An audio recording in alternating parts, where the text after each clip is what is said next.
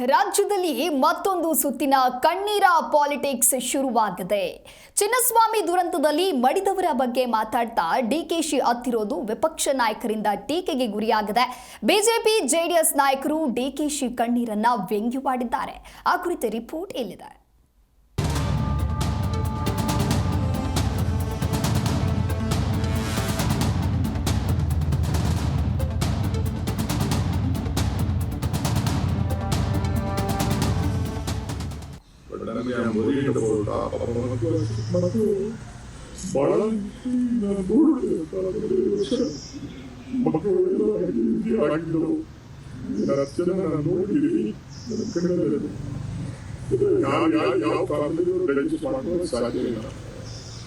ಮಾತನಾಡುತ್ತಾ ಒಮ್ಮಳಿಸಿ ಬಂದ ದುಃಖ.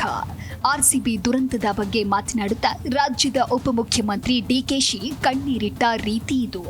ಮಕ್ಕಳ ಸಾವನ್ನ ನೆನೆದು ಡಿಕೆಶಿ ಈ ರೀತಿ ಬಿಕ್ಕಿ ಬಿಕ್ಕಿ ಅತ್ತಿದ್ದಾರೆ. ಆದರೆ ಬಿಜೆಪಿ ಜೆಡಿಎಸ್ ನಾಯಕರ ಬಾಯಿಗೆ ಇದು ಆಹಾರವಾಗಿದೆ.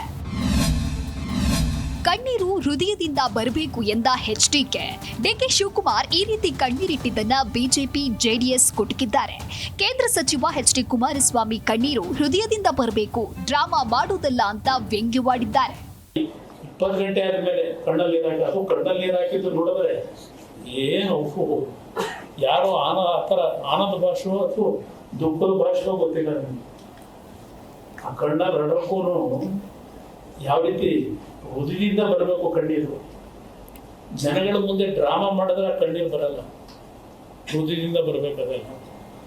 ಆ ನೋವುಗಳು ನೋಡಿದಾಗ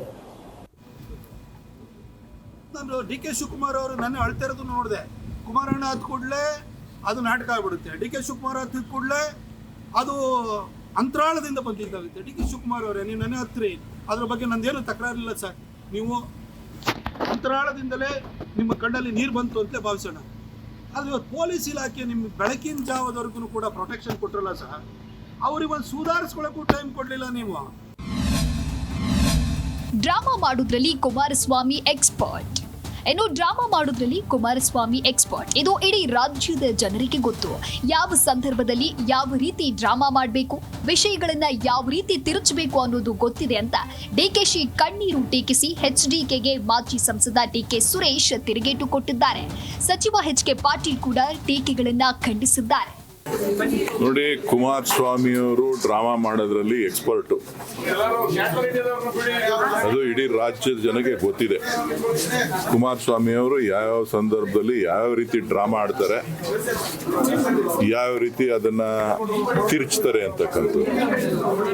ಸೊ ಹಾಗಾಗಿ ನಾನು ಅದ್ರ ಬಗ್ಗೆ ಹೆಚ್ಚು ವ್ಯಾಖ್ಯಾನ ಮಾಡೋದು, ಕಾಮೆಂಟ್ಸ್ ಮಾಡೋದು ಅಷ್ಟು ಸೂಕ್ತ ಅಲ್ಲ ಅಂತ ಹೇಳಿದ್ದೀನಿ.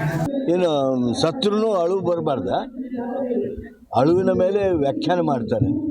ಸತ್ತಾಗ ಅಳು ಬರದೆ ಹೋದಂಥ ವ್ಯಕ್ತಿ ಅಥವಾ ಅದರ ಮೇಲೆ ವ್ಯಾಖ್ಯಾನ ಮಾಡ್ತಕ್ಕಂಥವ್ರು, ಅವರು ರಾಜಕೀಯದಲ್ಲಿ ಅವ್ರಿಗೆ ಏನು ಅನ್ಬೇಕೋ ಗೊತ್ತಿಲ್ಲ.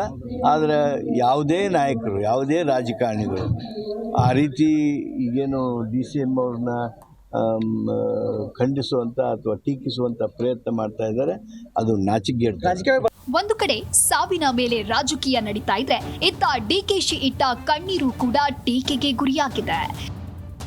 Bureau report, G Kannada news.